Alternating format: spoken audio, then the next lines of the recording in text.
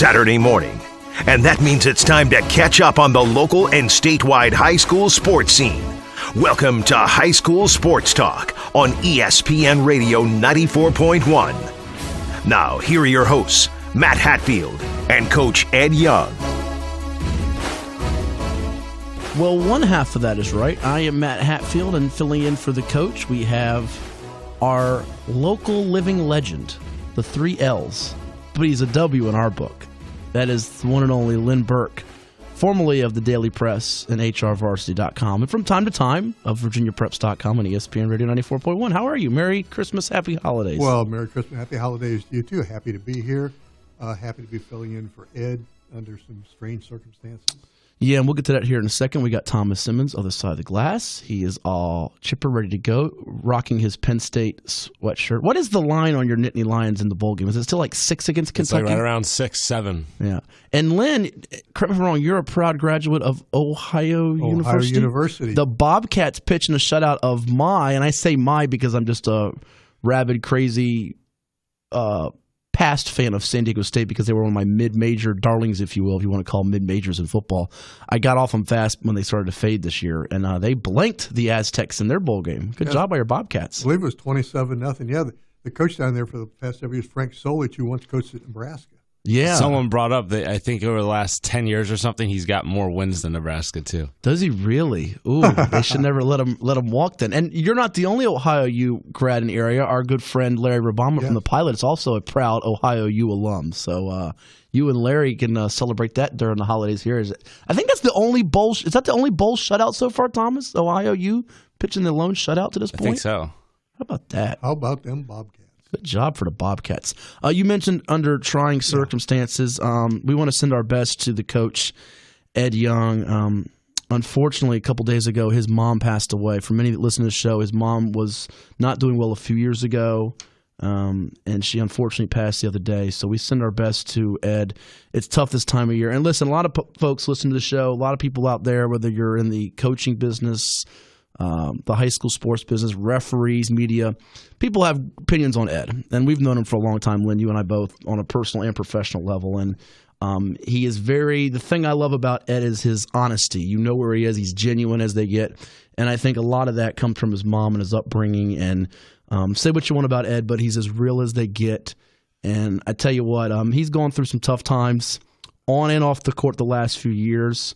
You can go into a big spiel, I could, and I'm not going to do it today, about some of the players that have departed from his program. Quite honestly, I think he knows as much basketball as any coach around. I didn't say he's the best coach, but he knows as much.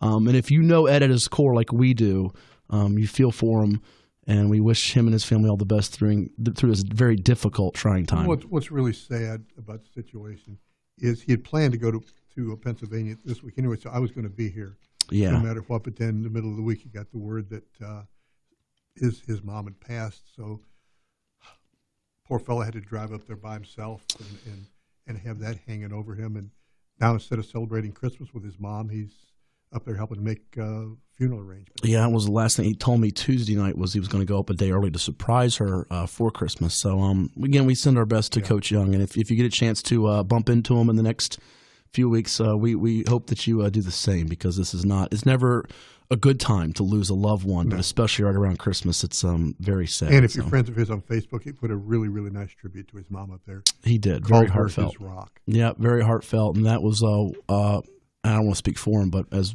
close a friend as he had. And so we wish him all the best. On less somber notes today, Lynn, we have a jam-packed show for you on this final high school sports talk for second to final for 2018. We got one next Saturday, but final one before Christmas. We got 4 guests lined up for you today. Mark Butts, head boys basketball coach at First Colonial. They're playing for a championship today in the Atlantic Shores Christmas tournament. Beat Fuqua yesterday by, I believe, 40. So we'll tell you more about that, and we'll fire up the scoreboard in a little bit here. A few minutes. So Mark Butts of First Colonial coming up at 10:30. We will chat with Adrian Webb, head girls basketball coach of Menchville, at about 10:50 this morning. I think they're 5-2. One of their only losses was to Hampton in a game they were winning. Shonda Bailey's Crabber is very good atop the PD right now. And Menchville, if you remember last year, got to Scope, got to regionals, ran into that Princess Anne Dynamite squad. So Adrian Webb's got the Lady Monarchs on the high school front. We know Nikki McCrae got the Lady Monarchs on the women's college basketball front playing great. Adrian Webb's got the Lady Monarchs on the high school front from Menchville High in Newport News playing well. We'll chat with him a little bit before 11 this morning. A little after 11 this morning at around 11:10, we'll talk with Craig Brehon, head boys basketball coach at Bethel, and he also runs the Reebok crossover showcase Allen Iverson event that takes place at the Hampton Coliseum. Got some good games coming up on, I think it is Thursday of next week, right after Christmas, with that event as I look for the schedule for that. But that's always a fun event because you got some big-time talent and teams, and often AI makes an appearance courtside, which gets the fans going crazy for some selfies and some pictures of the Hall of Famer. And playing in a big-time arena, too. Well, not that Hampton Coliseum is a big-time arena, but it certainly is much, much larger than a high school arena. Yeah, historic for sure. It's got a lot of history to it. A lot of history, though, Virginia Squires. Yeah, no doubt about it. And there's been some great memorable games. I think you've probably seen a couple of those Hampton Bethel games that used to be there back when didn't Iverson and Tony Rutland play a game against Hampton in the early 90s there? There was a game. It was they got together and decided to play all four Hampton teams, boys and girls there. And it was Hampton with Damon Baycoat and Bethel with Allen Iverson and Tony Rutland. I thought that was right. Bethel, Phoebus's girls had Lakeisha Frett, and Kickatan's girls had Tajima Abraham, and they honest to God sold the place out. I think they were expecting maybe 4,000 or 5,000 people, and we get calls from our folks who are out there saying the place is full. They're turning people away. Wow. And you can get tickets for this year's crossover high school Christmas holiday showcase with special guest Hall of Famer Allen Iverson as the host there by going to hamptoncoliseum.org. That's hamptoncoliseum.org. The event this year is dedicated to the Y.H. Thomas Athletic Association, and they're also congratulating the Youth Football 2018 City Champions. You got 5 games, Lynn, coming up on the 27th of December, which would be Thursday. Mm-hmm. I'm going to try to make it out there. I usually am for the crossover showcase. You got Booker T. Washington, Kickatin at 2. IC Norcom of Portsmouth and Menchville at 3:30. That's a good game, too. Mm-hmm. Churchland Phoebus at 5.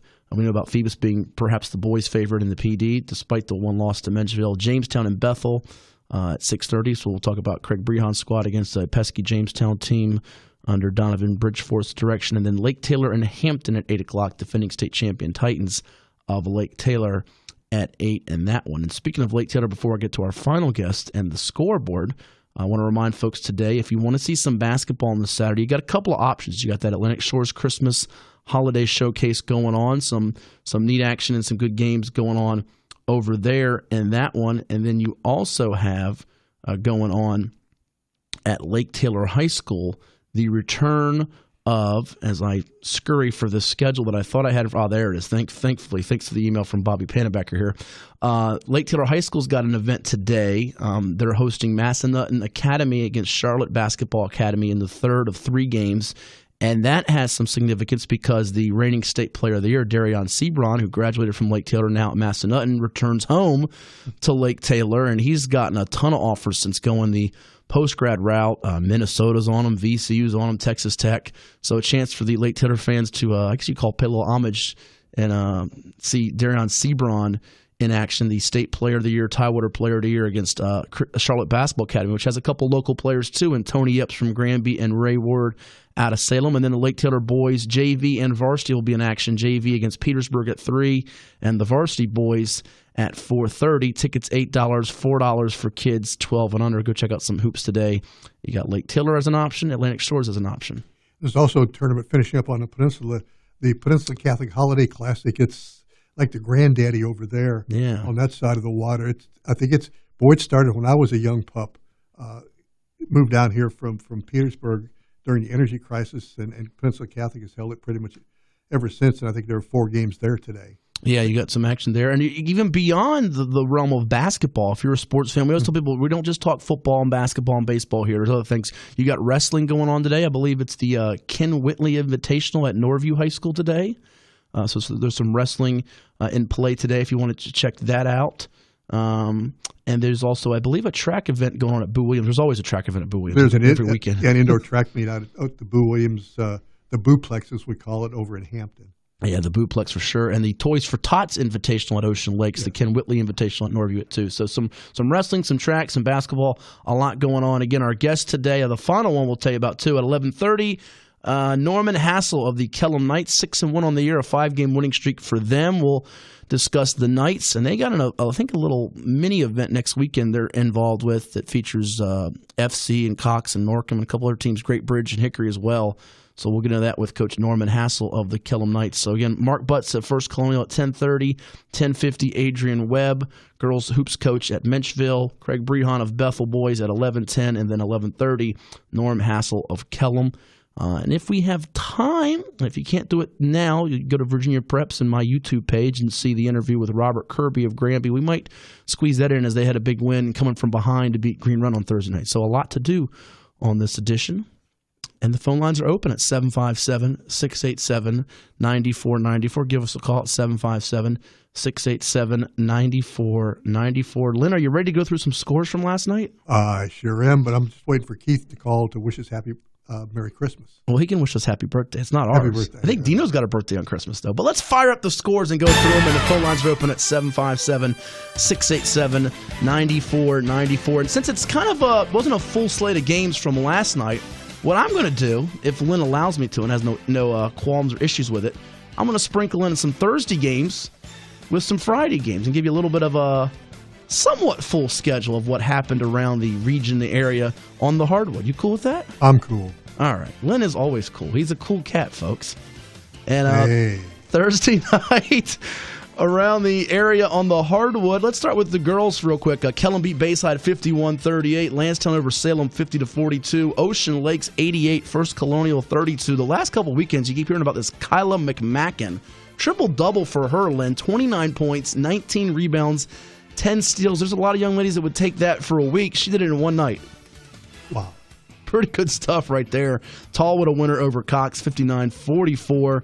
Green Run got its first W on the girls' side, 50-15 over Granby. Isaiah Perry with 18 points. On the boys' side, not as fortunate. They had a lead going to the fourth quarter, and then Granby, a 21-6 explosion in the fourth period to defeat the Stallions 60-50. Robert Kirby, who I mentioned earlier, had 3 threes in the fourth quarter as Granby erupted. And let me tell you, that was a raucous atmosphere on Thursday night. In fact, yours truly, Matt Hatfield, almost got ran over by some Green Run and Granby fans. There was a little run at the end of the first quarter. Green Run had a dunk, and the fans came storming onto the court, and I thought I was going to dial in. I really thought I was in trouble there.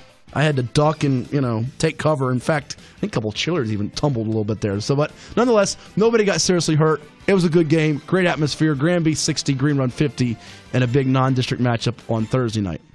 I got a feeling both those teams will make some noise in the playoffs, don't you? It certainly sounds that way. Granby unbeaten since the Eastern District Tournament concluded. And by the way, I got some clarification on this because I've run into some coaches and some people that have given me different answers. So I went straight to the source, the horse's mouth, as they like to say, with the VHSL and Tom Dolan. People say these district tournaments, do they count or not? They don't count on the power ratings for points. But according to Tom Dolan, they do count on the overall team record and the coach's career record. So the games do count. They're not a glorified scrimmage or exhibition. They have a little bit of meaning, though not for where you're seated for the playoffs. It's just strange. It seems like if you play a game, it's a regular season game, it should count. But yeah, well, they technically the Eastern District did its district tournament this year before the season, opener for regular season play. But in the past, we had the same deal. The district tournament would count on your overall record before regionals. Right. People are just used to it coming after the regular season. It was gone for years. But so the games do count for if you're keeping coaches' career records and the overall record. It's just it makes my life more difficult because when I put up the power ratings. Overall record, overall losses, and then power wins, power losses. I'm like, what does that mean? I get rid of the district wins, district losses. Because honestly, district wins and losses don't mean anything anymore. No, because you've got teams in different classes. It might be some bragging rights for the kids and for the schools, but for the most part, it's just a way to play the regular season and get to the postseason. There you go. Other boys' results from Thursday night. It was Maury over Princess Anne 63-57. A good battle there as Corey Kofer's PA Cavaliers gave a great effort against an unbeaten Maury team, but Matthew Menzia with 15 points to pace the Commodores in that 63-57 win over PA. Private school, Cape Henry 65, Benedictine 40. For many years, Benedictine's been a power in Richmond, Lynn. Not as strong the last couple years. DeJour Rucker, the Marshall signee, with 17 points. for the Dolphins, 6-1. You can check them out in their Virginia Preps Classic in January against W.T. Woodson, which won the Class 6 title back in 2017. Cape Henry, no shock, they're 6-1, always in the hunt, always one of the better teams around. Always strong, always strong. And Kellam, a winner over Bayside, 75-55. Norm Hassell gets the win. That means if he doesn't win his next time out, he'll blame us for being the jinx. He'll blame you. Yeah, not you. It's never your fault. Josh Talbert, 27 points as he's consistently scoring 20-plus for the Knights. Cox, a winner over Tallwood, 77-51. South Trimble with a double-double of 15 points, 11 boards. They pulled a big upset Tuesday night, coming from 7 down to start the fourth quarter to stun Lancetown earlier this week. I believe that was Lancetown's first loss. It was. Yeah. Started out the year number 1 in the state in Class 6, so when we resort the rankings at the end of the weekend, right before Christmas, it might drop from the number 1 perch. We shall see. First Colonial, we got Mark Butts coming up in a bit. They beat Ocean Lakes 59-47 on Thursday as Javon Ellaby had 20 points and 12 boards to power the Patriots. Churchland in a Portsmouth rivalry matchup with Wilson, victorious 65-60 over the Presidents. Anthony Davis with 28 points, 4 assists, 4 steals, and private schools, it was Peninsula Catholic over Isle of Wight, 85-70. A.J. Baker had 32 points. Believe, in fact, Peninsula Catholic plays Walsingham tonight in the championship of that holiday tournament. I was just going to break in and say that. It's Walsingham and PC in the finals of the PC tournament. And Walsingham, I don't think they've got but maybe just 1 loss on the year. I want to say Miller beat them. They've only got 1 loss. They've been dominating people. Great backcourt tandem with Marcus Banks and Jalen Stewart to lead the way for Coach Billy Barnes over there. So that's Thursday's scores. I think we got most of them in. If we miss something, we'll give it to you. Just call in at 757-687-9494, and we'll throw it your way if you want to hear something that we might have missed. On Friday night, before we go to the phones here and head to break, some action around the area. How about this one? Franklin and Alta Vista, 67-63, Lynn, for Franklin in double overtime over an Alta Vista program that we know about was state championship good for a few years there. Drillin Ford, the Wake Forest football signee, 19 points, 15 rebounds for the Broncos. Very, very impressive for Franklin. Of course, that's a school where, in the bigger schools, kids will specialize in the smaller schools. People play, multiple sports. I remember several years ago at Surrey, Ed Barham, who was the UNC football signee, he was the single A state player of the year in basketball. In fact, it's continuing down at Franklin. Over the Atlantic Shores Christmas Classic, it was Atlantic Shores over HRA, Hampton Roads Academy, 60-48. FC defeated Fuqua 71-31. Indian River rallying to beat Nansman Suffolk Academy 54-52. Cordell Williams had 16 points there, and Tallwood coming from behind to beat the Carmel School 56-53. On the girls' side in the Atlantic Shores tournament, it was, let's see if I got it here right, Bishop Sullivan over Veritas 49-45. A shout out to our man Larry Bowman over there. Expected to be a guest next Saturday with us. His favorite Christmas movie is Love Actually. He always tells people that Love Actually is his movie. My movie is A Christmas Story. Your movie is? Well, I've got several of them. Most of the old ones, like Miracle on 34th Street. All right. I'm an old traditionalist. All right. What about you, Thomas? You got a favorite Christmas movie? I'm going to go new school. I like Elf a lot. You like Elf? All right. Will Ferrell. The kids liked that one, too. The little kids, Rugrats I watched, loved Elf. And my wife, whom I love dearly, loves every Christmas movie on the Hallmark Channel. Yeah, well, Hallmark this time I can't watch a movie too many times. So it's just, you get a lot of those. I don't know. Indian River also beat Atlantic Shores 67-34. So today in the championship games, you got girls silver bracket, 3 o'clock, Indian River Bishop Sullivan. Boys blue bracket, 4:30, First Colonial Atlantic Shores. Boys green bracket, Indian River Tallwood at 6 o'clock for the Atlantic Shores Christmas Classic. And then a few more before we get to the waiting patiently Keith from Smithfield, who I know you are waiting anxiously to talk to as well, Lynn. It was Walsingham, as we mentioned, beating Veritas 73-29. Marcus Banks had 30 points and 8 threes last night. Good gracious. Consolation game, Isle of Wight beat Southampton Academy 53-40. You also had DC's Roosevelt rallying to beat Kickotan 67-62 in the Dunbar Red Tide Holiday Classic. More boys results involving teams from the area. Stewart, a winner over Norfolk Collegiate, 51-48, and St. Anne's Belfield over Bishop Sullivan, 66-42. I think we got most all of it in. We might have missed a few. But as always, check out our scoreboard on virginiapreps.com. Boys and girls basketball scores, we'll have a full list for you up there. Girls score for you. Kings Fork over Norcom in a top 10 matchup on the south side. Kings Fork 66, Norcom 57. There you have it. Kings Fork's playing very well right now. They are. Let's go to the phones at 757-687-9494 and say season's greetings to Keith from Smithfield. Keith, what's your favorite Christmas movie? Oh, I don't really have one. Don't have one? Well, get one. What are you waiting for? I'm gonna try to get one. If I look at I look at the Christmas movies on the TV. All right. Well, that's where you would look at them. You wouldn't look at them like outside your window or anything. Now, I'm going to ask you next week when you call in, because I know you will. I want to find out next Saturday what your favorite Christmas movie is. I'm going to give you a week to find out, all right? Yes, sir. All right. What's going on? Last Wednesday night, y'all should have been there over at Franklin High School and Franklin and Hassell, the backyard brawl. Yeah.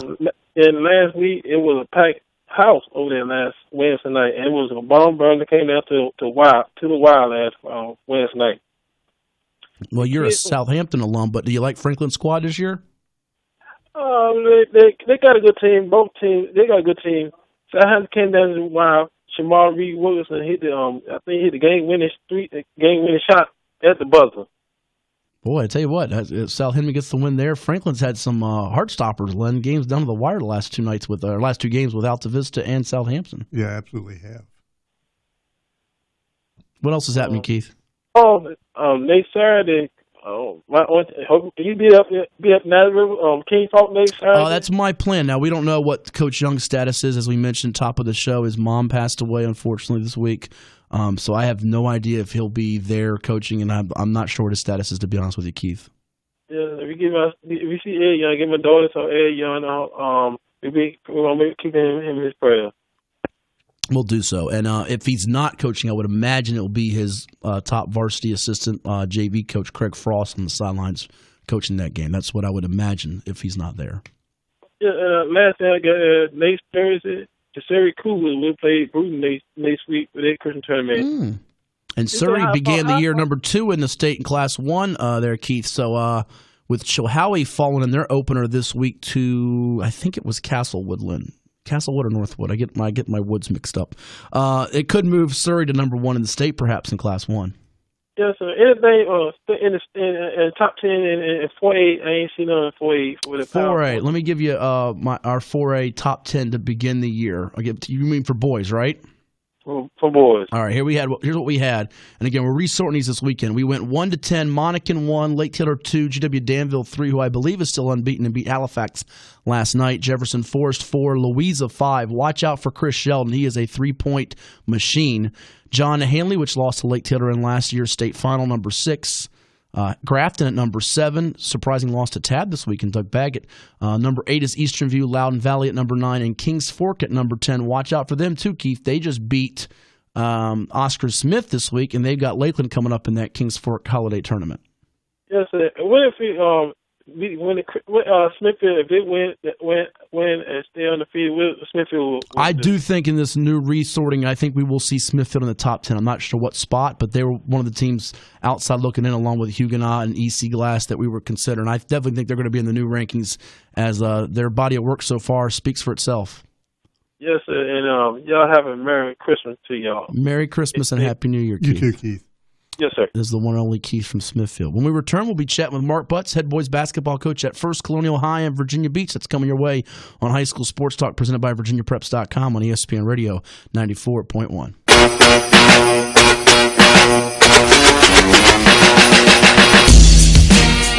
This is High School Sports Talk, presented by VirginiaPreps.com on ESPN Radio 94.1. Back here on this final high school sports talk before Christmas with Lynn Burke, filling in for the coach, Ed Young. I am Matt Hatfield, Thomas Simmons on the other side of the glass, and we have a special guest with us on the line. He is the head boys basketball coach at First Colonial High School in Virginia Beach, victorious the last 2 nights, in fact. They defeated Fuqua yesterday in the Atlantic Shores Christmas Classic, and they play in the championship of the Blue Bracket at 4:30 today against the host Seahawks of Atlantic Shores. We say good morning to Coach Mark Butts, and happy holidays as well. Coach, how you doing out there? I'm doing fine, Matt. How you doing this morning? And how you doing? Good. Thanks for coming on the program. And for those that don't know, Mark Butts has been at First Colonial quite a while coaching basketball. But also, Lynn, if you're looking for the best artist in the area. This guy, and I'm talking about drawing pictures. This guy, you should see some of the portraits he draws. They are top notch. I think you'd be hard pressed to find a better coach that can draw than this guy. Well, it just helps to relax me a little bit. Got some free time, waiting on practice after school, and I'll just get out the paint or the pen and just do a little artwork. Well, 2 questions left before we get to basketball. Number 1, do you have a favorite portrait of anybody or anything, subject that you've drawn? And number 2, you think you could draw a picture of Lynn and me or Ed and me? You think that could be done? Yes, that can be done. If you guys take a picture and you text it to me, okay, I can do you something there so you can hang up in your studio, all 3 of you guys. Wow, that's pretty cool. And, You take the picture, you text it to me, all right, and I'll take care of you guys. Awesome. We'll even throw Thomas in there too. For my senior show at Virginia Wesleyan. Okay. We had to do a senior show, and I did a self portrait. So I kind of, all artists at some point do a self portrait. So I'm kind of partial to that. Well, if I'm not mistaken, you mentioned Virginia Wesleyan. You're in the Virginia Wesleyan Hall of Fame, are you not? Yeah, I went in the second class. Okay, and he was a heck of a ball player back in the day. I think he set at the time, and he still made. Is your single game scoring record of, was it 40 points? Is that still intact, or did that get broken by one of those Woodmore or Dare guys? That got broken by Woodmore. Oh, DJ Woodmore from Lansdowne broke it. Yeah, it lasted for a long time, though, but I did it during my senior year. But, records are made to be broken, so, and plus, it couldn't have happened to a nicer guy. Yeah, great young man who's now coaching as an assistant, I believe, at Averett University, if I'm not mistaken. Yeah, I think he left and went back to play. Oh, did he? So he's playing overseas professionally. Yeah, he went back last year. I saw him at a recruiting thing, and he said, he still had the desire to play. And I think he went back overseas. I told him, I said, you should play as long as you can. Play as long as you can, as long as you feel like it, and then because you can work the rest of your life. We all work the rest of our life. Yeah, so very true. While you're young. Have fun as long as you can do it, and then get to the real world. Del Monroe's still playing, so, wow. So, Mark, how many years is this for you at First Colonial? I came to First Colonial in 98, the fall of 98. So I've been there, what's that, 20 years? 20 years. It seemed like I spent my whole life in First Colonial. I went to school at First Colonial, so I know those halls pretty well. I'm going to put your feet to the fire. Do you have a starting? Now, you also coached before, people don't know, at Green Run High School, had some great teams. Plaxico Burris beat a Maury team that was unbeaten, the number 1 in the area in the regionals one year. Do you have a FC? And you're going to probably make your current players mad, but this will give them something to shoot for today. You got an FC starting 5 all time in your 20 years there. Wow, that's tough. Yeah, I know in the middle you got to go with Daryl Monroe. Played at George Mason. Hard pressed to find a better player than that. Probably at point guard would be Dante Terry, because he ended up playing. He played college basketball also at the Citadel. Yeah, and coached for a little while there. We had a forward that could just shoot the lights out. Jeff Servinghouse was a pretty good. He was a pretty good player. Those last 2 would be tough. You get so many good players that just, it's kind of hard to pick. It's like trying to pick your favorite child. Yeah. Austin Keenan go up there from your old days. Yeah, we had to put Austin Keenan at the other guard. Yeah, so he would be. Because Austin kind of played, he was a mix between a point and a 2. Because you wanted him to shoot a lot, and then he kind of ran the offense. So that's a pretty good backcourt. Yeah, Austin and Dante Terry would make a really good backcourt. Yeah, I forgot about. Yeah, so how can you forget about Austin? Yeah, so we got 4 of the 5, which that means that the last spot, we'll get you on a cop-out. The last spot is up for grabs, which means that player has yet to solidify the 5th spot. So maybe it's a current guy or a future guy for you. Hopefully, I hope it's a current guy, but it would have to be somebody real soon, because I don't know how many more years I have in teaching and coaching. You get to that point where you can see the light at the end of the tunnel. Well, speaking of current, I still enjoy it. Just looking forward to spending some time. I have 2 grandsons and a granddaughter, and looking forward to spending some time with them. Grandkids are the best, no question about that. Yes, because you can always give them back after you. Yes. Happy to see them show up. happy to see them leave. They're here. Matter of fact, they're here now. They're coming in for Christmas, so I'm kind of looking forward to this weekend. Oh, that's great. Of your current ball club, who are your better players there? How's the season gone? Just give us a little overview. We're starting to come together. I lost my starting point guard with some personal reasons by the week before the season. He had played with us all summer and all spring, and had the makings of a really good backcourt. But Jalen Goodwin, who's a starting quarterback, has stepped in, and he's playing better and better. Because he hadn't played. He didn't play last year because of torn ACL, so he really hadn't played basketball for us. Last time he played was 10th grade. So, and plus he doesn't do anything with us in the off season anyway because of football. So he's just getting his basketball legs back and starting to do a pretty good job for us at point. Shamar Yates, our 2 guard, is our second leading scorer, and he's a junior. And he's playing really, really well. He sort of like came into his own this summer, and he's averaging about 14 points a game for us. He had 18 last night. So he's doing a really good job, and actually had 16 against Ocean Lakes the night before. So he's playing really well for us. Have Javon Elderby in the middle. He's our leading scorer, averaging double-double. And he's averaging about 17 points a game, 10 rebounds. So he's really played well for us. And at the forwards, he has 6'7", Miles Harris, who's starting to come around. Started off a little slow, but has been playing really well these last couple of games. And then the other senior at the 3 spot is Logan Slick, who's starting to get into the groove also. So we're starting to play better. Really, we had 2 close losses, so we could very easily be 5-3. We lost on the last second dunk by Mark Williams against Norfolk Academy. We're up by 1, and he slams in a rebound with 0.2 seconds on the clock.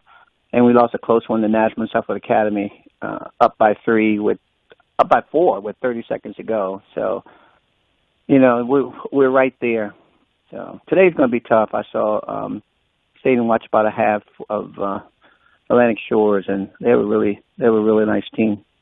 They doing, for those who don't know, Mark Williams, the younger brother of former Princess Anne All-American and Duke standout now in the WNBA, Elizabeth Williams. Mark is 7 feet tall, Lynn, and he's already one of the top 100 players in the country from next year's class. So he's pretty darn good, to say the least. That's a pretty good family. My kids, you know how you tell the kids that, you can't shoot this shot against them, you can't shoot this shot against them, because they don't really get the full effect of a 7-footer until you actually stand beside him.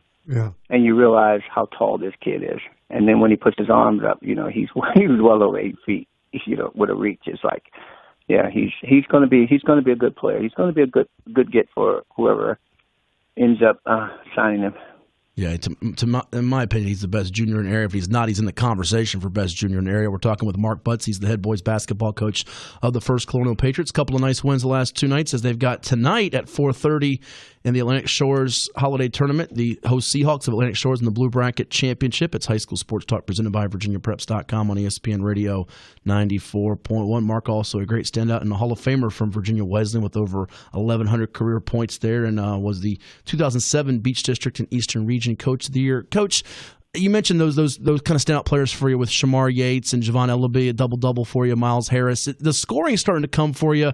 What's kind of the area that you want to sharpen up here as you head into the new year? And then, you kind of got beach play, Region 6A play, and perhaps this team could be looking at a regional berth. Well, our biggest thing is just taking care of the basketball. We just too many live ball turnovers, unforced turnovers. So if we can shore up that part of the game, I think we're gonna be okay. The Beach District is tough. Kellam's playing better. Cox is playing better. The win they had over Lansdowne, of course Lansdowne's still very, very good. So it's going to be tough, and you're going to get a big portion of your regional teams from the beach. Well, because we have the most Division Sixes anyway. So really we're battling with teams in our conference for one of those spots. in all reality, because Grammy's doing well. Western Branch is doing well. Oscar Smith. So I think that's where the majority of the regional teams are going to come from out of the Beach. So the new year is going to be very, very important for us. And again, the turnovers. It's just cutting down on turnovers. Yeah, for sure. What do you think right now is this team's strength? What's kind of your strongest suit to this point? Well, right now, our inside game. Ellaby's pretty tough inside. He's a lot for a lot of people to handle, and sometimes a tough matchup for people. If you have a center that's too big and can't move, he puts the ball on the floor and goes by him pretty well. And of course, if you're going to put somebody smaller over him, he'll just overpower him. So our inside game is the strength of our game. But Shamar Yates gives us a little outside threat. He can put the ball on the floor. He has one of the best mid-range games that I've seen around. Not quite at what's the name's area that played at Kellam. Trey Freeman. Yeah. Freeman, yeah. Not quite at Freeman's level, because I thought he had the best mid-range game I've seen of a high school kid. He was great. In 20 years. I don't know, you probably feel the same way. I do. And we keep focusing on that, this mid-range, and he does this very, very well. And then he can put the ball on the floor and take it to the hoop, and he can play a little point for us. We haven't played the off guard, but he's kind of a combo for us. So, but definitely the strength of our team, anybody will tell you, is inside play. Coach, in your ball club, any college potential for Ellaby? Anybody else? I'm sorry, say that again. Any college basketball potential for Ellaby or anybody else? Yes, Miles and Logan get a lot of Division III, a Division III interest. Quite a few teams are interested. And Shamar has another year. Mm-hmm. Javon has had some D2 interest, so I think that'll pick up as the season goes on. Because this is really only his first full year with us. So hopefully the interest will continue to pick up. Yeah, and he had a great finish to end the last season. Has picked it up right here to begin the 2018-19 campaign. Well, Coach, Merry Christmas and Happy New Year. Before we let you go, we got to get favorite Christmas movie from Mark Butts. What is it? You got one? The favorite who? Favorite Christmas movie. You got a favorite Christmas movie you go to holidays this year? I still think the original Home Alone was one of the best. Right. I guess you can call it a Christmas movie because it did happen during. Absolutely. That season. Yeah, but it's still one of my favorites to watch. The first one, the original one. All right, Home Alone is the vote for Mark Butts. Well, we thank you for the time this morning. Best wishes in the new year, and we'll talk to you soon. Thank you very much for having me on, Matt, and I'm sure I'll see you at some court around here. Yeah, you might even see me today. You never know. Thank you, Coach. Okay. That's Mark Butts, the head boys basketball coach at First Colonial, our guest here on High School Sports Talk here on ESPN Radio 94.1. When we return, we'll talk with Adrian Webb, head girls basketball coach at Menchville High in Newport News, right here on ESPN Radio 94.1.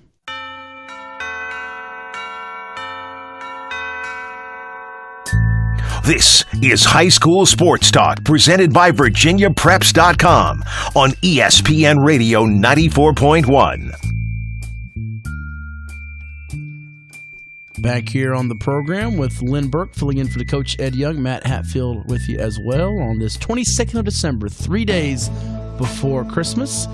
And we have a special guest on the line. He is the head girls basketball coach at Menchville High in Newport News. The Lady Monarchs on the high school front, if you will. We say good morning and happy holidays to Coach Adrian Webb. Coach, how you doing out there? I'm doing all right. How you doing, Matt? Not too bad. Thank you for coming on the program this morning. What year is this for you as the head coach at Menchville? This is my fourth year as the head coach. My fourth year at Menchville as the head coach, as the head varsity coach. And I know how Lynn, my cohort today, feels because he covered for many, many, many years, 40 plus, I think, the Daily Press, all these prep athletes and coaches. And I'm feeling old because I remember when you were playing the point for Bethel about a decade ago or so. Yeah, it seems like such a short time for me, but I know that I'm getting old now when like most of the kids now that are playing, they have no idea or no clue who I was when I played. Yeah, and that team with Bethel you played for, was that was the Duke Cruz or the John Tell Evans? Were you like in between there? Duke Cruz. I was in between. So Duke Cruz was 1 year older than me. We had Duke Cruz, the McDonald's All-American, And then we had Jamel McLean, who went to Xavier. Yeah. And then John Tell was 2 years behind me. So that year he was a freshman. And then my senior year, he was a sophomore. Okay. And ironically enough, it was not planned this way, but we got coming up after you today, Craig Brehon, the former coach there at Bethel for boys, coming on the show today. So we'll talk about what memories he has of Adrian Webb. Yep, I still go by and talk to him sometimes over at Bethel. You know, I don't live too far from there, so every once in a while I drop in on him and talk to him. Now, for your girls, if I'm not mistaken, are you 5-2 overall right now? Yes, we're 5-2 right now. Okay, what do you like so far? What have you seen as the positives, and what are kind of the areas for improvement as you move into the new year? Well, I would tell you the last couple of games that we played, I've actually been really happy with the way that my team's been playing. They've, we've had to really work on defending without fouling. The way the game is being called right now, I believe we've kind of had some tough luck in terms of some calls. We've been in some foul trouble, but the depth of our team has really helped us out a whole lot to even be able to deal with the foul trouble that we've been in. Our girls they're playing hard. They're playing good defense. We're putting a good amount of points on the board. I think we're moving in the right direction. Who are some of your better players? So the thing is if you look at the box scores, we have a different player. Just about every game, it could be a different leading scorer. Returner, we have an all-region player in Kelsey Fogarty. She averaged about 15, 16 points a game last year. And she was an all-district, first-team all-district, first-team all-region selection. Our second, we have another point guard because it started about 2 point guards. I have Tamia Santos, who's averaging about 12 points a game. And then I have a cast of girls. I have a great group of senior girls that I've had since they started playing basketball in the 8th grade with us. I have Sydney Harris, Reagan Wilson, Asia White, and Tyler Sawyer. They've all contributed in different games. Each of them have been 15 points in a game, and they're all averaging around 8 points a game. Must be a good feeling to go into a game really not knowing who your leading scorer might be, that it could be one of a number of folks. It is great, and encouraging them all. I encourage them all to be aggressive and do things they need to do. And the main thing is, I ask them to play defense and play hard and give me, everything that they have. And then on the offensive end of the floor, if we make the right and correct plays, everybody gets an opportunity to be able to score the basketball. What does the Peninsula District look like this year as you've gotten through December and now come after the holidays, you get into the bulk of your schedule? So I think the Peninsula District is actually pretty tough this year. Right now, I think Hampton is leading the district. We had a close game with Hampton last Friday. Hampton's leading the district right now. Bethel has, has played really well, and I think we're right there with Bethel. And then we have a lot of good teams. I don't think anybody is too stretched away from the pack, and it'll be kind of a battle amongst the district, which is always good. That's what you always want to see. Now, are you playing any games over the holidays? We will. We will play at the Booleans Christmas tournament, the 27th through the 29th. We'll play in the Christmas tournament. We'll be in the silver bracket. I think our first game is against John Carroll. I don't know too much about them, but they're from Maryland. Yeah, that Maryland, D.C. area. I think they've got a pretty good, rich history. I'm not sure what their team's looking like for this year. We're chatting with Adrian Webb, head girls basketball coach of the Menchville Monarchs. His ladies are 5-2 overall this season, and coming off a regional playoff appearance at the Scope last year. It's High School Sports Talk presented by VirginiaPreps.com on ESPN Radio 94.1. Adrian, a former PG in the PD, if you will, as well for the Bethel Bruins. And Coach, as you look at this team and last year's experience, getting to the Scope, the big stage, the bright lights, I know it wasn't the result you wanted against Princess Anne. Of course, most people that play Princess Anne don't get the result they want because they seem to win 92% of their games. What did that do for your team to get there and I guess build and learn off that as you went into the offseason this year? So it was a great experience. And everyone that I had on that team last year has returned to this team. Actually, when we went to the Scope, we missed our sole senior, Amara Carter, who graduated from us. She had a death in the family. She wasn't able to play in that game. Oh, okay. And she was a really key player for us, so she wasn't able to play. But our girls were able to have that experience and play. And every girl from that played in that game is returning this season. So they're all very hungry. And, we've, all respected Dozier and Princess Anne and all the things that they've done there. But, at the end of the day, we're trying to close the gap and, keep playing, our girls don't view, any team or any game as insurmountable for them. So, we just I thought it was a great experience for them moving forward for what they need to do in terms of being successful. How did you transition in from being a point guard on a boys team to coaching girls basketball? So it's funny because everyone always asks me, do you want to coach girls, or do you ever consider coaching boys? And I have absolutely fun coaching girls. When I went to college, I went to the University of Virginia, and my dad was actually the head girls coach at Menchville High School. So he was the JV coach for Coach Forbes, when Coach Forbes was the girls coach, and then he took over as the varsity girls coach.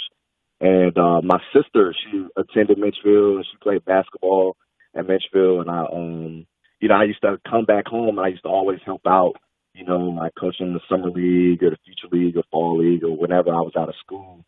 And then when I finally just moved back home, I just got on staff with my dad, and I was there for about 4 years with him, assisting him.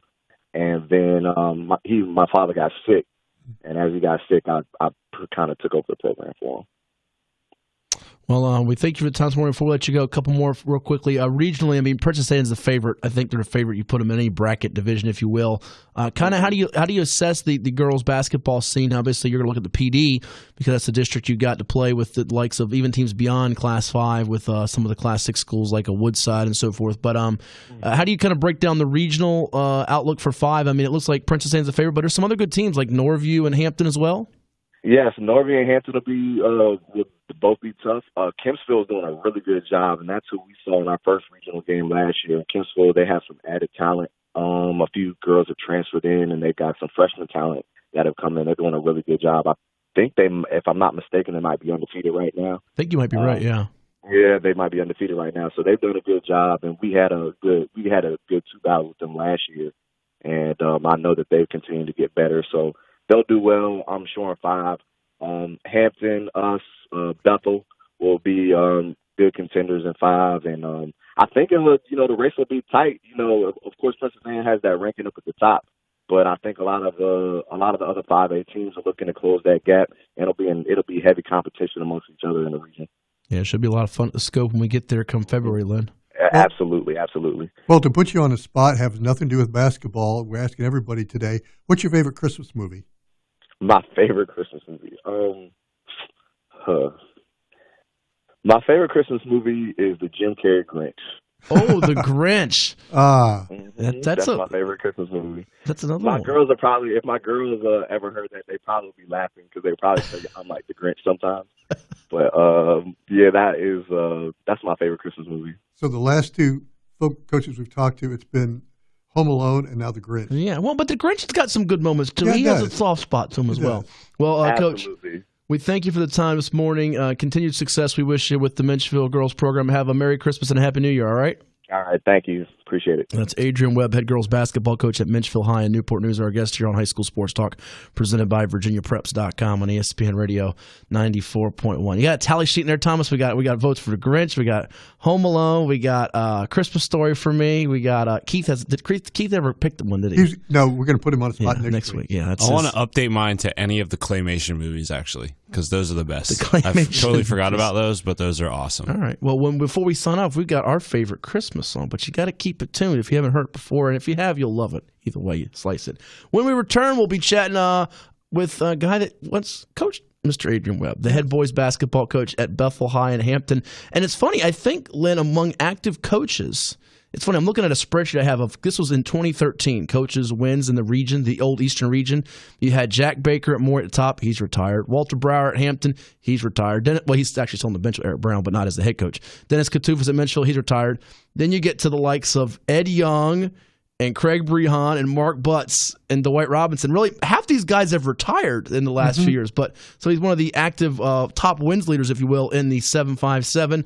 We'll chat with Coach Brehon about his Bruins and the crossover showcase presented by Allen Iverson coming up on Thursday right here on your home for sports. It's ESPN Radio 94.1.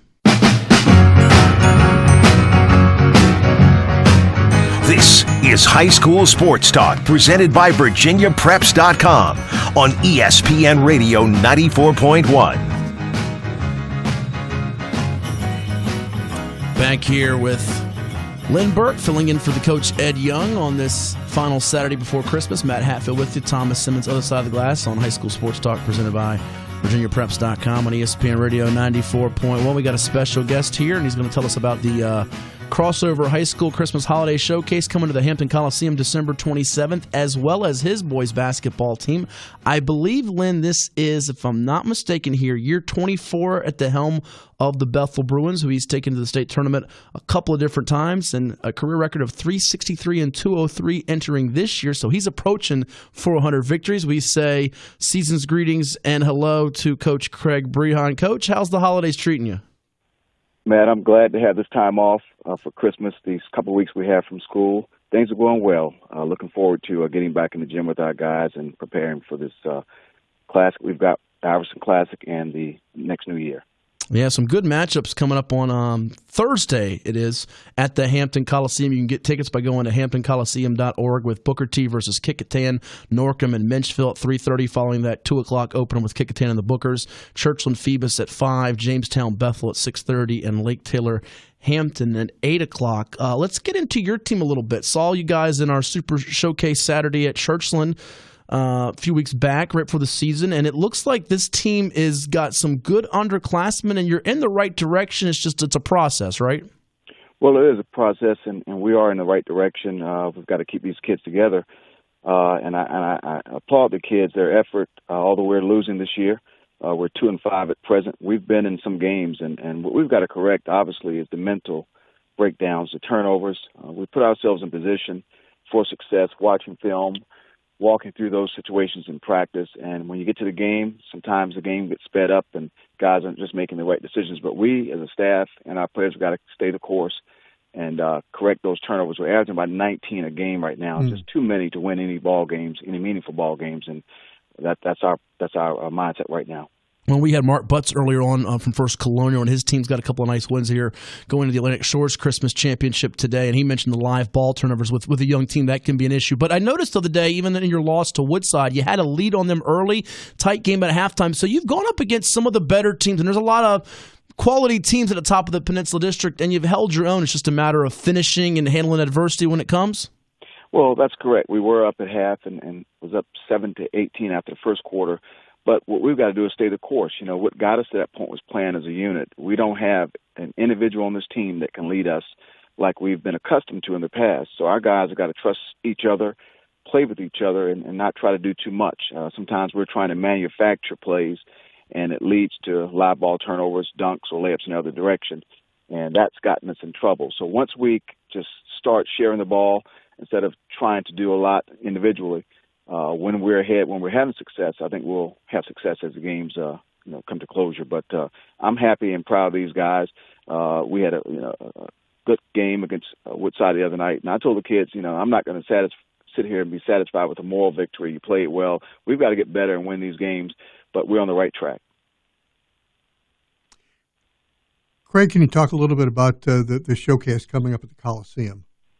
Sure. This will be the fourth year that Allen Iverson has provided this tournament for us at the Hampton Coliseum. His foundation gives the money to us so that we can have that location. And through Allen and Reebok and Gary Moore, they have been super for about 15 years to me at Bethel High School and, of course, to this region to provide that venue for high school basketball. I think it's going to be really, really bigger as we continue to go forward. But Allen will be there courtside just to watch some of the upcoming talent this year. He will also, after each game, they'll have a Game Changer Award, which is like the MVP of each game. They'll get his new pair of shoes. They're the Legacy shoes from Reebok, nice. Which is a culmination of all of his shoes he's had in one. And so each MVP will get that shoe award after each game. And we just look for some great competition that day. Like you said, some of the teams that are ranked in the area are going to be playing that day. And we just look for great competition and a great day. Is it difficult at all to get teams to come to play in this showcase? Well, it hasn't been difficult at all. What I basically do, I send the letters out or contact the schools in the area that have participated the previous year and ask if they want to play, and they always do want to come back. We could probably make it bigger and make it 2 days like we had initially. But right now we're just keeping it with 1 day. It's not hard at all. I think as we continue to go on with this process, we may invite some private schools in conjunction with public schools, and not let them necessarily play the public schools, but be a part of that event to make it even bigger and to bring some outside teams in. But no problem getting teams in at all. It doesn't cost a team to participate. They just have to show up. Their kids get a tournament shirt. There's hospitality room for the coaches and the media and so forth. And just a great venue to play in, I think, at the Hampton Coliseum. We really appreciate Allen Iverson and Reebok and his foundation for what they do for us. We were talking earlier for a high school kid, used to playing in a high school gym, all of a sudden he's coming into a place that seats 9,000-10,000, and it's got to be a little bit different and hopefully a little bit more challenging for them. Well, it is. If you're not used to playing in a big arena, when you go and play in that versus a high school gym, there's no wall behind that basket. And so depth perception does come into play. And so kids have to either get some practice time in that type of facility or just not take the shots you normally would take in a high school gym. That's kind of the advice we give our guys, and until they get a feel for the basket and the atmosphere. But the kids adjust well. They know how to adjust to coaches, speak to their own kids, and it's been great games there the previous 3 years, and I just think it's going to be great games again this year. Chatting with Craig Brehon. He's the head boys basketball coach at Bethel High in Hampton. Our guest on High School Sports Talk, presented by VirginiaPreps.com on ESPN Radio 94.1. Again, 5 matchups coming up on December 27th. That's this Thursday, 2 days after Christmas. It starts with Booker T. Washington and Kecoughtan at 2 o'clock. IC Norcom out of Portsmouth taking on Menchville, a very improved team out of Newport News at 3:30. Churchland from Portsmouth playing Phoebus at 5 o'clock. Phoebus among the top teams in the PD and the state in Class 3. Bethel, Coach Brehon's Bruins in action at 6:30 against Jamestown out of the Bay Rivers District, and 8 o'clock the nightcap with Lake Taylor and Hampton. The Titans of Lake Taylor, Coach Brehon's alma mater, defending state champs, and the Hampton Crabbers always in the hunt in Class 5. To get tickets, you can visit HamptonColiseum.org. That's HamptonColiseum.org for the crossover promotions presenting the High School Christmas Holiday Showcase hosted by Hall of Famer Allen Iverson, a Bethel High grad, and also just show up at the Coliseum and get tickets.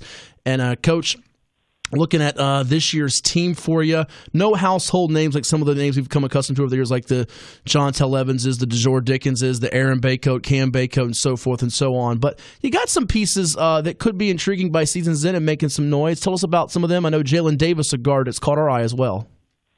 Well, Jalen Davis is no longer at Bethel. He's at Kecoughtan High School. Oh, okay. Transferred after the second game, I believe, to Kecoughtan High School.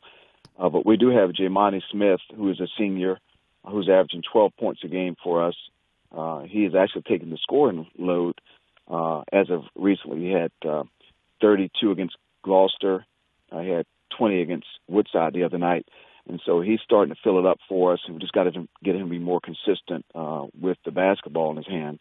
Another junior, Aaron Chappelle, is averaging 7 points a game for us. He's kind of our 3-man. We rely on him to get to the basket, be a slasher, make that mid-range shot, and also defend some of the better players on the other opposing team. But 2 kids in particular who are our future, going to be really good, is a 6'6" freshman, Obaniah Okafor. Mm-hmm. He's a 6'6" post player, but he sometimes says he's like a Durant. He can step away and shoot the 3, and we don't mind him shooting the jump shot, but we want him to make his money in the paint. But he's going to be a really good one. He's going to grow more as he continues to get old. He's just a 14-year-old kid, 6'6". He's led us in scoring twice this year. And another freshman, our point guard, is Joshua Askew. Josh has been thrown in the fire early, but I think you put these kids in a situation, they're certainly going to be able to respond by season's end and going to next year. So we're excited about both of them. And a senior post player, Keyshawn Taylor, who's averaging 6 points a game, 6 rebounds for us as well. So some good underclassmen there. And Okafor, he caught our eye in the Maury Summer League. A young man that showed some glimpses there. I've wondered this before, and I'll throw it your way. Big men guards, we don't see so many big men anymore in high school basketball. And your program's had a number of them going back to the Duke Cruz and Jamel McClain days. Easier, harder to develop big men guards? What's kind of your assessment of that? Well, I think of a big man when he was younger has been put in a situation where he's being forced to handle the basketball, forced to be able to create with the basketball, and then they grow. It's a lot easier with their coordination and knowledge of the game. When you have big men that have just played the post their entire lives, they might have been the biggest kids when they were younger, and they're still big when they get to high school level. sometimes they're just power, either big and bulky in power, or they're long and lanky and just not very strong. So I think it's important that when you have basketball players early on, whether they're big or not in rec ball, that they have some experience putting the ball on the floor, creating with the basketball, shooting the basketball, facing the basket, rather than everything back to the basket. And we've been fortunate with our bigs, been able to do both. You know, some of them were just back to the basket guys, but most of them have been able to face the basket and create. Craig, I know it's always competitive over on the peninsula side of the water. What does the PD look like this year? Tough as usual? It's up as usual. It's not down as far as I'm concerned. The whipping that Phoebus put on us the other night, we had a great game plan in my eyes, and the kids knew it as well. But they've just got so many pieces this year. Had some guys that hit shots that we didn't expect. But they're deep, quality deep. Then you have Menchville that is well-rounded and have a lot of solid pieces there. Lamont's doing a great job with them. James doing a great job at Phoebus. Hampton is always competitive and at the top, and Kickingham is as well. So those teams, in my estimation, are the teams that are going to be hunted this year by the rest of us. Woodside is also solid. So it's just tough as usual, and this year we're on the back end looking in, but we're going to keep fighting and keep scrapping and put ourselves hopefully in position to win some games. I was thinking about this the other day, Coach, and you can weigh in on this. You know, back in the old days when you had district tournaments and district standings, if you will, you were always battling with those teams to try to get one of those top 4 seeds for the Eastern Region tournament. And now with you guys being in Class 5, and goodness, y'all had some great hellacious battles a couple years ago with Hampton and won that state semifinal game at Hampton University on your way to the state championship game against LC Bird. And now it's like the non-district games, I think, for teams fighting to get in, because I look at Class 5 Region A, not that it's a foregone conclusion, but I think there's about 6 teams that you say are solidly in, with the likes of Maury and Norview and Green Run and Hampton and Menchville and Kickingham. So you got a couple of teams fighting for his last spots. Your team is one of them, an Indian River, a Nansemond River, a Princess Anne, a Kempsville. You're almost, those non-district games have as much meaning, maybe sometimes more than the district games. Is that true in your eyes, or am I a little off on that? Well, you're not off, and it is true. Non-district games certainly can help you, and I think some coaches schedule just to that effect. They want to make sure that they put themselves in a better position. If I'm going to have a tough conference, then I'm going to have the 3 or 4 games I can schedule against some teams that I probably think I can win to give us some points. And so it's come to that as well. But what we try to do is schedule the best teams. We have our 18 games with the teams. We play everybody twice in the Peninsula. And when someone calls me and says you want to play, I don't say, well, I'll get back with you. We'll play. If they call me and want to play, we play them. And so our non-conferences with your Virginia Preps showcase, you have one of those with I think James Monroe. Mm-hmm. We have Lake Taylor. We have Jamestown. And I believe I can't think of the last team, but they're competitive games. And again, we took that last one will be at the Booker T. Martin Luther King Classic. We don't know the opponent right now, so we'll play whoever they put us in front of. In the case of James Monroe, Jamestown, and Lake Taylor, all have been to either the regional semifinals or the state playoffs. So teams that have certainly done well in any of their divisions, be it Class 5, 4, or 3. Last couple minutes here with Coach Craig Brehon of the Bethel Bruins. Here, our guest on High School Sports Talk, presented by VirginiaPreps.com on ESPN Radio 94.1. Closing in on the 400 win mark in his great career with the Bruins here. Give us an update on some of the former Bruins. We had on Adrian Webb last segment, the girls basketball coach, I know played at Bethel over there at Menchville High. But Cam Bacon, I know he's sitting out this year, Indiana State. Jeremiah Wusu, football kid for you a couple years back, now at Notre Dame. And DeJour Dickens helping Old Dominion on this hot streak, huh? Well, all those guys are doing well, and we expected them to do well. And we stay in touch with all of them. Cam is just ready to play. He doesn't like to sit out, but he's down there at Indiana State and able to travel with them and so forth in practice. And they have high expectations for him, and he's gotten a little stronger. And he's going to be a great asset to that program. And Jeremiah had some injuries this year down at Notre Dame, but I think he's back healthy now. And, of course, they're in the Final Four for college football, and talked to him a few weeks ago as well. And he's doing well in school and just anticipating this great run they've had here at Notre Dame. DeJour is doing a great job at Old Dominion. He's doing for them what he did for us, and he's only going to get better. He's long and rangy and can protect that rim. And once they start trusting him a little more on the offensive end, he'll get the ball. Then we have Deshaun Coleman from that team, who's at Virginia Union University playing there. And then Miles Barrett, our point guard, who was our MVP that a couple years ago. Miles at the apprentice school, and he's playing over there, doing a great job as well. Yeah, neat to see all those guys from that starting five on that team that made it to the state finals performing for you at the next level. Yeah, and those guys are obviously upset at how things are going in our program right now. They come back all the time, and they call our kids all the time, and they want things to be turned around. And we recognize things are a process, but it's just tough for us, really. Going through this down situation with our program not winning the way we expect to win, but like I tell the guys that have played in the past, and we tell the guys that are there right now, you've got to want it, and you've got to make the change, and you've got to start putting to action what we work on. And so there's no pointing fingers in our program. We're going to get it turned around, but the kids have just got to believe in themselves and believe in the coaches. And when those things come together, success usually comes behind that. So our final question this morning, nothing to do with basketball. We've been asking the coaches, what's your favorite Christmas movie with Christmas coming up? Oh, wow. Well, I don't have necessarily a favorite Christmas movie, but I think I'll say I'm going to choose the Grinch That Stole Christmas, because I want the Grinch to get off of our back. So that's going to be my favorite movie for Christmas right now. All right, 2 votes this morning for the Grinch. Well, hey, Coach, we wish you a Merry Christmas, Happy Holidays, a Happy New Year, and I'm sure I'll see you there on Thursday at the Coliseum, all right? I appreciate it, Matt and Lynn. You guys have a great holiday as well. Thanks so much. You too, Craig. Craig. Thank you, Coach. Craig Brehon of the Bethel Bruins with us this morning on High School Sports Talk, presented by VirginiaPreps.com on ESPN Radio 94.1. Uh-oh, the Grinch is the leader in the clubhouse, folks. 2 votes right now. I'm depending on Norm Hassell to go with my A Christmas Story. Yo, poke your eye out, kid. Little Ralphie. And then the lamp. The lamp is an all-time classic. Lynn's got a couple of those lamps in his house, right? From the Christmas Story? No. His wife won't let that happen. When we come back, we'll talk with Norm Hassell, head basketball coach of the Kellam Knights. They're surging at 6-1 overall, 5-game winning streak, and find out what his favorite Christmas movie is on this High School Sports Talk, the final one before Christmas on ESPN Radio 94.1.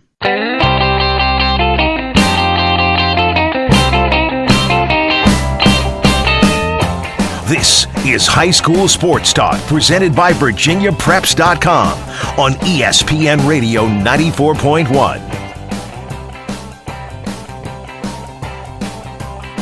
Back here on the program, Lynn Burke filling in for the coach, Ed Young, who had an unfortunate passing this week with his mom. We thank Lynn for stepping in this morning on this final Saturday before Christmas on ESPN Radio 94.1. It is High School Sports Talk presented by VirginiaPreps.com.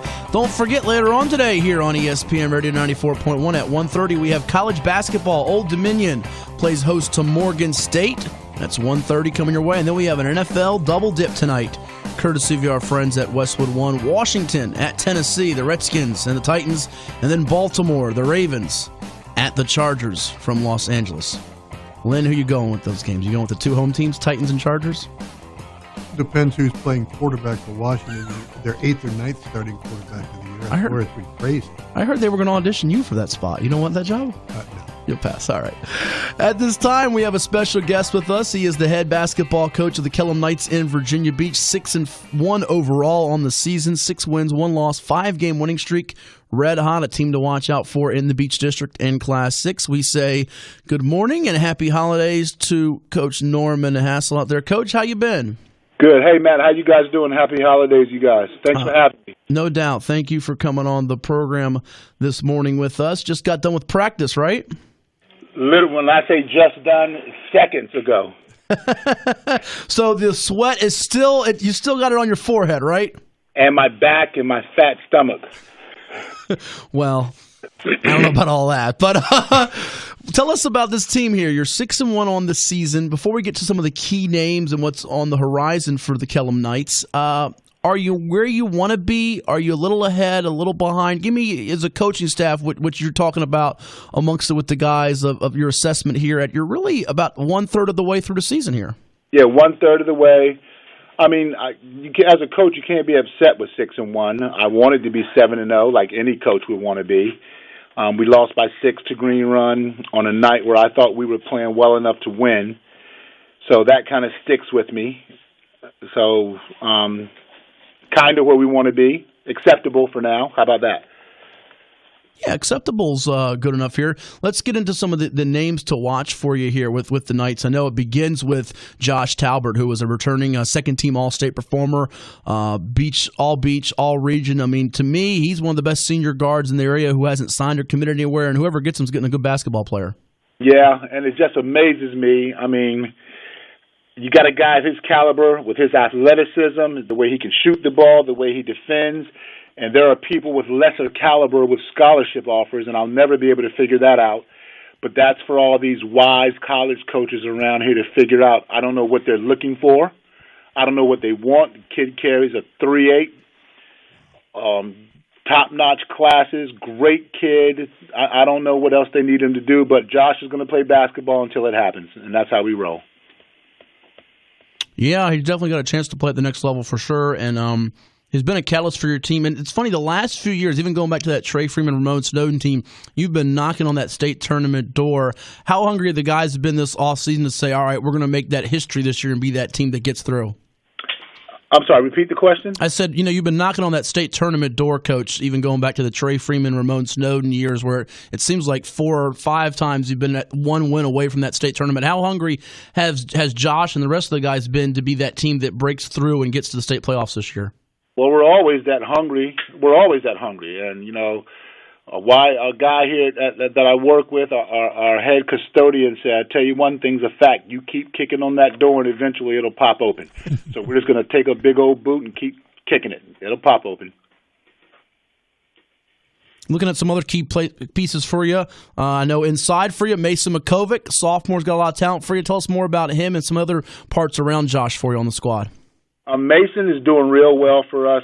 Started off slow, then he recorded 3 double-doubles in a row. Even though he didn't have double-point scoring the other night, he did have 11 rebounds. So he's becoming who we thought he could be. He's only a sophomore, so we really enjoy that. Then we have Kobe Moore. I'm an analytics guy over here, so we have this great program that gives us all these numbers. And they give us plus minuses for every player, plus minuses of what we are when each particular player is in the game. Oh, nice. And Kobe leads us in the plus minus for every single game except for the last 2. So he had a double-double the other day, had 15 and 13. He could shoot the ball. And Michael McNeil has been a big surprise for us. He's the one that came up from JV last year. People don't know a lot about him. He had 16 Thursday night, and against PA, I think he had 16 or 17. Mike can score. People think that if Josh has to handle the ball, we're in trouble. We're not. Mike handles the ball, gets to the hole, distributes to his teammates. We've got pieces, so I know a lot of people. We've already seen some boxes and ones, and we got plans for that. But if you think you're just going to stop Talbert, first of all, good luck with that.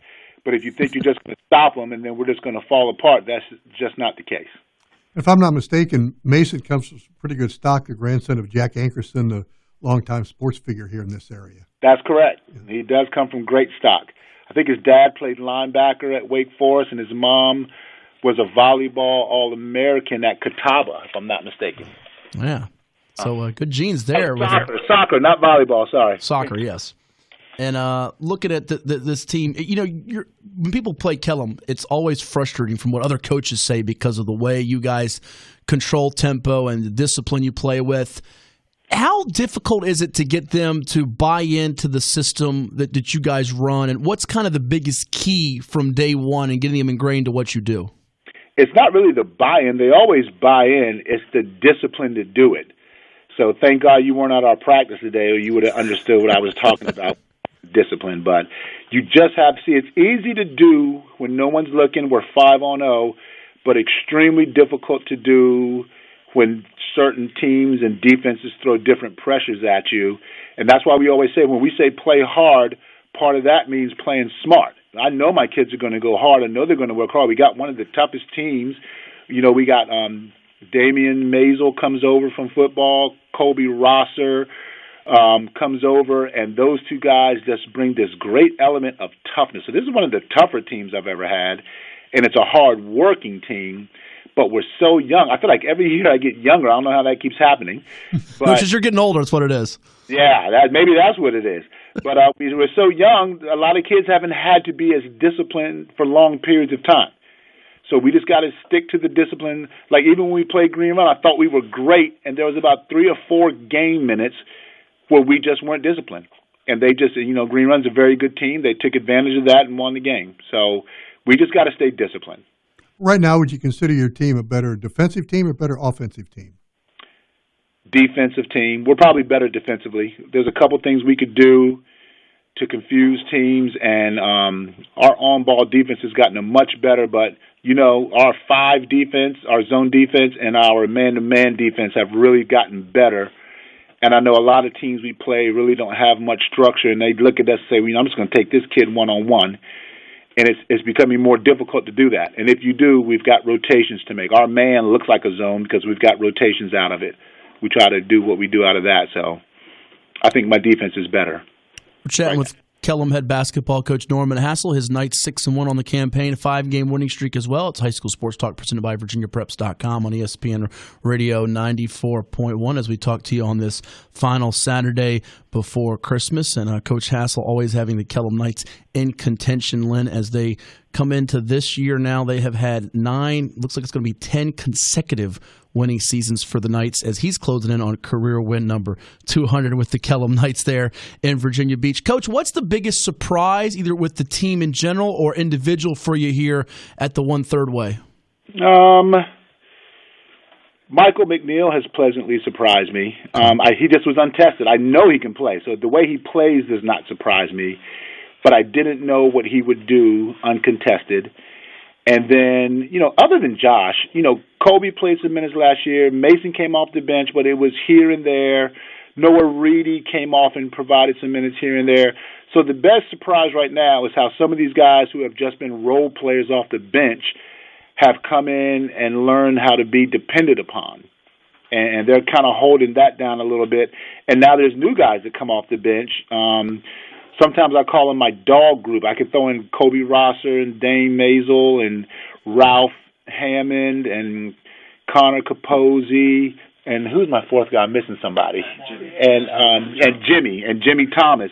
And those guys are, when I call them dogs, I mean it. It's a smaller group, but they give my starters problems in practice. They get after them. They steal the ball. They're in their chest. So it helps us in practice to get ready for teams that play that style of basketball. So I've been surprised at how deep we could go, as soon as I can trust that, and how tough we are. One thing about the Knights, when you watch them play basketball, they're always sharing the basketball, playing unselfishly, making the extra pass, going back to the Trey Freeman days, and now with Josh Talbert and company, and even Coach Hassell getting an assist during this segment. Give us the assistant coaches that help you out on a daily basis as well, that keep you on the straight and narrow. I call them my right hand and my left hand. That's Thomas Diatley and Reggie McMillan. Everybody's got a guy, and those are my guys. Cannot function without these 2 guys. We talk about everything. I listen to everything they say, and half the time I kind of roll with what they roll. They are right into it. As animated as I am, except for on game day, then I take over all the animation. But these guys are my guys, man. They come in. When we put in a new play today that Diatley brought to the table, Reggie's that young fire guy, played under Jack Baker at Maury, and he can come in and light a fire. He can still play.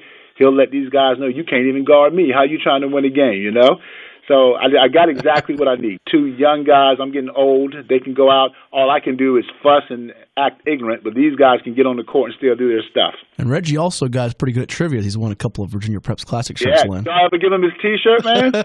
I don't know. We probably own 3 more at this point, Lynn. Well, Coach, Class 6 is so strong this year. It looks like with Granby, Oscar Smith, Western Branch, Lansdowne, Cox, the others. What's it look like down the road come tournament time? It looks like you're going to have to beat somebody. We used to try to get our schedule set, weigh the competition that we're going to play. But like you just said, you name all those teams, all of which are really good teams, you're not getting out of here unless you beat somebody noteworthy. So it doesn't matter what you do during the regular season. It doesn't matter how you plot and scheme. There's going to be a game that's going to come down to it, and it's going to be a really good team, and you're going to have to be, no matter whether you're 1 through 8, you just have to get in, and then you have to get your 2 games. That's how it goes. Well, Matt now is asking me to ask you the toughest question of anything we're going to ask you today. What's your favorite Christmas movie? Jeez, I don't know. See how tough it is. Yeah. It is a tough one. one. Sports halls, it's still football and basketball on. Who's got time for a movie? A Christmas Story, probably. Oh, there we go. That's mine, Coach. Yeah. Well, you can watch that one together. I love that. Don't poke your eye out, kid. Oh, you two thinking alike, I swear. Well, Coach, thank you so much for the time this morning. I'm looking forward to seeing you guys in action here real soon. Merry Christmas, Happy Holidays, and a Happy New Year, and we'll catch up soon, all right? All right, thanks for having me, guys. Have a good holiday. You got it. That is Norman Hassell, head basketball coach of the Kellam Knights, with us this morning on High School Sports Talk, presented by VirginiaPreps.com. He made my day with the Christmas story. It's so funny. We're talking basketball. The coaches, their mindsets. Talking basketball, then we hit him with Christmas movie, and it just kind of floors them. Tell you what, they got a good team. I mean, Josh Talbert's playing terrific. They got some inside guys with Colby Moore and Mason McCovic, and Michael McNeil's been a surprise for them in the guard spot. They're one of those teams, and I say this every year, and I've been saying it with Region 5A with how loaded that's been for years with the likes of Maury and Norview and Green Run and Hampton, and Bethel was good in that picture for a long while. Salem came out of nowhere and won the region as an 8 seed. But this year we're in Class 6. There's going to be like 7 legitimate championship caliber teams, and I think Kellam's one of them. If you put them in 5-4-3, they could easily breeze through, but it's gonna be an absolute war, and who knows, they could be one of the last teams standing. I mean, I could make a case for any one of the 6 or 7 that's in that conversation of Kellam, Cox, Granby, Oscar Smith, Western Branch, and I still think Lansdowne's the favorite despite losing to Cox this week, but they could certainly win it or go out in the first round. I think we're still a month and a half away or something like that from the postseason. But boy, it sure is going to be fun. Yeah, it's going to make those Class 6 matchups a lot of fun, too, when, the Lansdowne, the Cox, the Kellam get together, and then Oscar Smith and Western Branch meet a second time. And, oh, by the way, Granby has not lost since the Eastern District Tournament. They've been red hot. And with so many Class 6 schools in the Beach District, when they play each other, they're not only jockeying to win the game, they're jockeying for the playoff seeding. Yes, very true. One more segment on this final Saturday before Christmas for 2018 on High School Sports Talk with Lynn Burke, Matt Hatfield as well, Thomas Simmons, other side of the glass. Give us a call if you want to. You got a few minutes at 757-687-9494 on Lynn Burke's favorite radio station. It's ESPN Radio 94.1.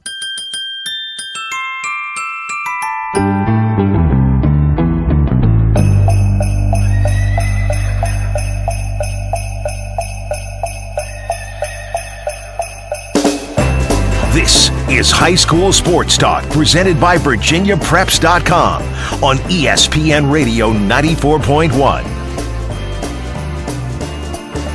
Matt Hatfield here with you. Thomas Simmons on the side of the glass. Lynn Burke filling in for the coach, Ed Young, who we send our best to. Thoughts and prayers with the unfortunate passing of his mom this week. So we wish you all the best, Ed. We're thinking of you and praying for you. Thomas, this song right here, though, I can see Lynn Burke and his lovely wife, Charlotte, dancing under the mistletoe on Christmas Eve to this. We don't need mistletoe. Oh, don't need mistletoe. Wow. Lynn Burke. Man, oh, man. She's probably not listening. I'm just waiting for my phone. Yeah, your phone's going to buzz at some point because it'll get back, either maybe through your brother, Brian, or somebody will tell. It'll get back. Trust me, when you think nobody's listening, they're listening. They are. Because either they hear it from somebody. That's the funny thing about radio. People will come up to you and say, you said such and such, and they get it so off base because they got it second and third hand information, and it's completely way off, and they didn't hear a thing. They're going off what their buddy Roger or their buddy Susie or whoever told them, and it's like, you didn't hear it. You got that wrong. And stories get twisted so many different ways. We got a couple minutes left before we sign off with our annual tradition, the Christmas song we've played for, I think, every year since we've done this show. At least Ed and I have since like 2010, 2011. Lynn, what are you most looking forward to? I'm gonna throw this is a tricky question. You thought the Christmas movie was a tricky question. What are you most looking forward to in high school sports as we move into the new year, 2019? Anything? What am I looking forward to? That's like asking the coaches about the Christmas movie. Yeah. This is going to be just this. I'm just looking for good competition. Okay. I'm a guy because of the business that I was in, and I don't really root for one school or another. Sure. I like to go out and see good games, good competition, good players, good athletes, good sportsmanship, and then at the end, a team's going to win, and congratulations to them. It's fun to see a team celebrate, and it's tough to see a team that loses out. But I'm just looking forward to to good competition. I'm with you on that. It'd be nice to talk about some of the storylines being great games. Having Norm Hassell brings back some of the memories of the games at Scope and some matchups we've had, some memorable football games, and whether it be extra inning playoff baseball games or whatever sport it might be, whether it's basketball, football, baseball, wrestling, tennis, golf, volleyball, you name it. And as opposed to, it seems like the last few years, but a lot of our discussions are centering on realignment and why is this happening? Why are they doing this for the postseason? I don't understand this. I don't understand that. Or, what always gets brought up, unfortunately sometimes is the transfer bug. So many athletes changing schools, which it's going to continue to happen. I'm not going to sit here and say my New Year's resolution is we stop transferring and we get the realignment thing figured out, because that's not going to happen. But it would be nice if most of everything is centered on what's happening on the games, on the courts, the fields, as opposed to some of the off the court, off the field, extracurricular, if you will. Yeah. I'm kind of hoping that with the Virginia High School League, the realignment stuff is done. Well, next year they change and they go up to different divisions. So good luck with that. I sat here a few times when they went to the conference situation where you have the schools from Chesapeake in the same conference with schools from the Peninsula and one year Granby, and it's just unwieldy and unworkable. Yeah. And I think now it seems like you play your regular season in your district, so you're playing against schools that are close. For athletic directors, it's not a lot of money they have to spend extra for charter buses or anything like that. And then once you get to the playoffs, our 6 classes maybe too many, because you don't have that many schools around the state in each one of the classes. But at least you're playing with schools your own size. Yes, that would be. Well, we'll see what takes place. But another fun year's in the books. We just finished up with signing day and basketball's in full swing. A lot of good things going on. And Lynn, always a pleasure having you in here in studio, filling in for the coach. I'm sure we'll get you back in here soon, if not next week. Well, I'm always happy to do it. It's just it's tough to be in here today. The situation that with Ed, and we hope that he and his family are coping as best they can. It's always tough to lose a parent, but to lose parent around Christmas is probably the cruelest of them all. It is. So we send him our best. And we thank our guests this morning, which include Kellam head basketball coach Norm Hassell, Bethel head basketball coach Craig Brehon, along with Menchville head girls basketball coach Adrian Webb, and First Colonial head boys basketball coach Mark Butts. If you missed any of the show, VirginiaPreps.com will have you covered with the archive replay and the segments later on the next couple of days. So keep it peeled, your eyes peeled to the website. And we have our deal, the Rivals Cyber 99 deal. You want to get a Christmas present, it's a great one. Sign up for an annual subscription. You get $99 in team gear. If you're a fan of Penn State like Thomas or UVA, Virginia Tech, we're going to run it. It's actually been extended through New Year's Eve now. So get it while you can. It's always fun to have a little extra goodies there for the Christmas time to give someone, or into the new year, some post-Christmas items. And that's going to do it. And before we sign off, we're going to send it to our annual tradition, a Christmas song by Billy Crystal. Let's give it a listen right here on your home for sports. It's ESPN Radio 94.1.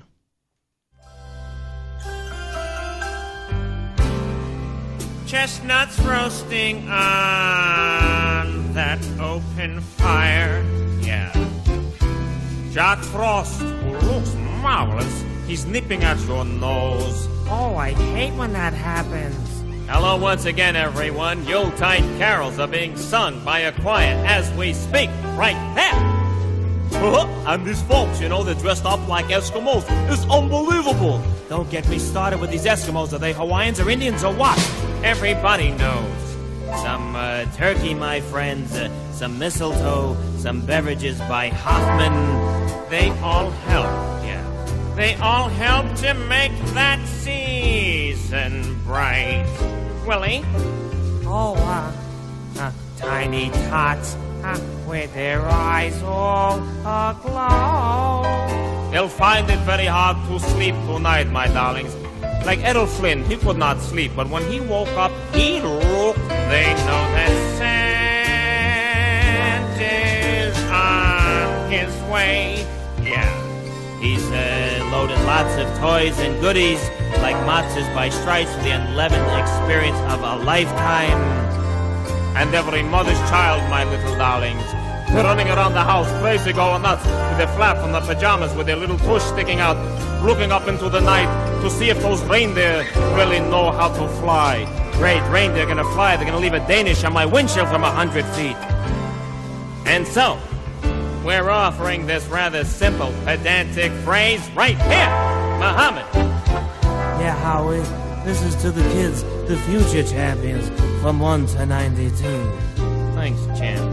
Although, it's been said, yeah, many times, many ways, have a cookin' St. Nick's Day, babes. Have an unbelievable Christmas, huh? Oh, have a nice Christmas, but don't forget to take the pins out of your new shirts when you try them on. Otherwise, it's very painful. Oh, don't get me started on this whole Christmas thing. Just have a good time and leave me alone. Have a nice Christmas. A veritable potpourri of fun and excitement right there, Muhammad. Yeah, have the greatest Christmas of all time. Have a great Christmas, my friends. Share it with Eddie Cantor, Buster Keaton, and Mae Bush. Darlings, and you know who you are. Have a great Christmas, and to my Jewish friends, have a very happy Hanukkah. No, Nando, babe. That's Hanukkah. There's a hook in there. Whatever. What we're trying to say, folks, from us to you is simply Merry Christmas, everybody! To you. Yeah, 'twas the night before Christmas, and all through the house there was peace, love, and togetherness, and I mean that.